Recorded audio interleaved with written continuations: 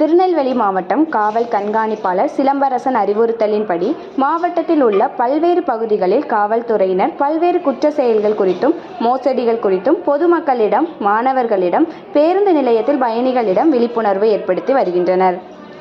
அந்த வகையில் இன்று காலை சீவலப்பேரி காவல் நிலையத்திற்கு உட்பட்ட பகுதியில் பொதுமக்களிடம் சீவலப்பேரி காவல்துறை சிறப்பு உதவி ஆய்வாளர் ஞானவேல் சைபர் கிரைம் குற்றங்கள் குறித்தும், பண மோசடிகள் குறித்தும், குழந்தை திருமணம் தடுப்பு குறித்தும் சிறப்புரையாற்றி விழிப்புணர்வு ஏற்படுத்தினார்.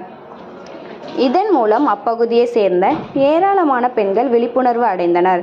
இந்த விழிப்புணர்வு நிகழ்ச்சியின் போது சீவலப்பேரி காவல் தலைமை காவலர் முஜிபுர் ரஹ்மான் முதல் நிலை காவலர் முப்புடாதி ஆகியோர் உடன் இருந்தனர்.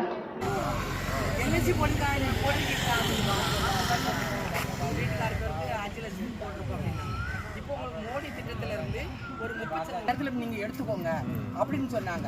அப்போ அப்படி சொல்லிட்டு உங்கள் அக்கௌண்ட் நம்பரை சொல்லிருந்தாங்க. அப்போ அரை மணி நேரத்தில் போய் எடுத்துக்கோங்கன்னு சொன்னாங்க. அப்போ அக்கௌண்ட் நம்பர் இல்லாமல் நீங்கள் எப்படி பணம் 35,000 நான் வாயப்படுறேன், இன்னும் அந்த பணம் வேண்டாம், கிடைக்கிற காசே நிற்க மாட்டேன் அப்படின்னு சொன்னேன். உடனே ஃபோனை கட் பண்ணிட்டேன். விழிப்புணர்வாக இருந்தால் எல்லாரும் நம்மளை ஏமாற்ற முடியாது. ஏமாற்றாமல் இருக்குன்னா நம்ம என்ன செய்யணும், கொஞ்சம் அறிவை யூஸ் பண்ணணும்.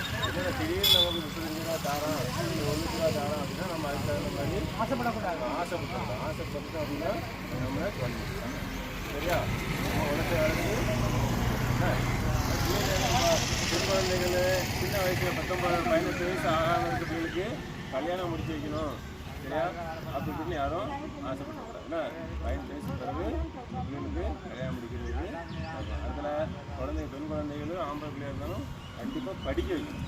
சரிங்களா? படிக்க வைக்காமல் சரிங்களா? கொஞ்சமாவது பிள்ளைகள் கண்டிப்பாக ஸ்கூலுக்கு போகணும், படிக்கணும். எல்லாத்தையும் இல்லை அது செல்ஃபோன் இல்லைன்னா நிறைய பேர் என்ன பண்ணுவாங்க, இன்ஸ்டாகிராமு